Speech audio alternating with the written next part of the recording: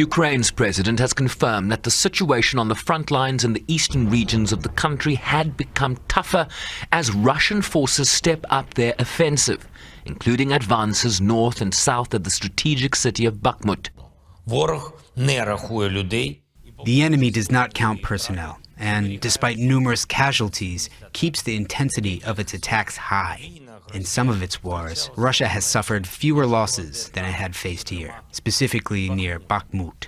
And this can only be countered by extraordinary resilience and a complete awareness that our soldiers are defending the whole of Ukraine when they defend the Donetsk region. Russian gains are reportedly narrowing Ukraine's ability to resupply its troops, with only one road into Bakhmut entirely still under Ukraine's control, as Moscow forces seek to break their defenses. All this while the UN flags casualties on both sides. Our humanitarian colleagues on the ground tell us that the fierce fighting continues in the eastern Donetsk region, with civilians being killed and injured on both sides of the front line. Over the last 24 hours, the frontline city of Bakhmut reportedly came under intensive shelling again. Children were among those killed and injured. Thousands of people who remain in the city experience constant shelling, forcing them to spend hours in shelters, while access to basic services, including healthcare, is extremely limited.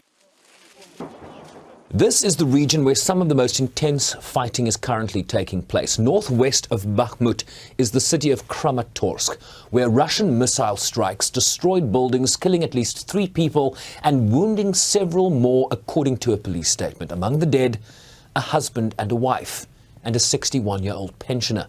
The city's proximity to the front lines in eastern Ukraine has seen many residents flee the region or take shelter underground.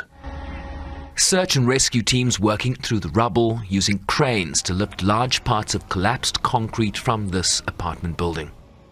Civilians were also reportedly killed and injured in the areas of the Donetsk region under the temporary military control of the Russian Federation.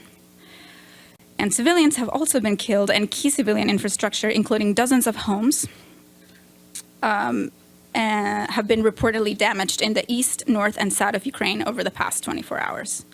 We continue to support the most affected communities near the front line.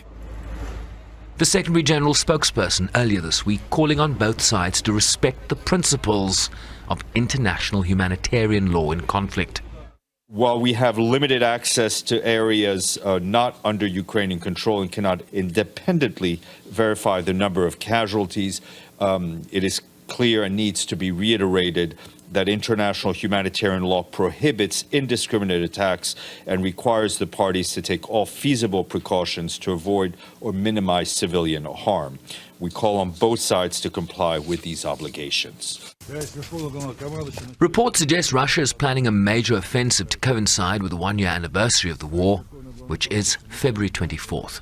Shervin Briceby's SABC News, New York.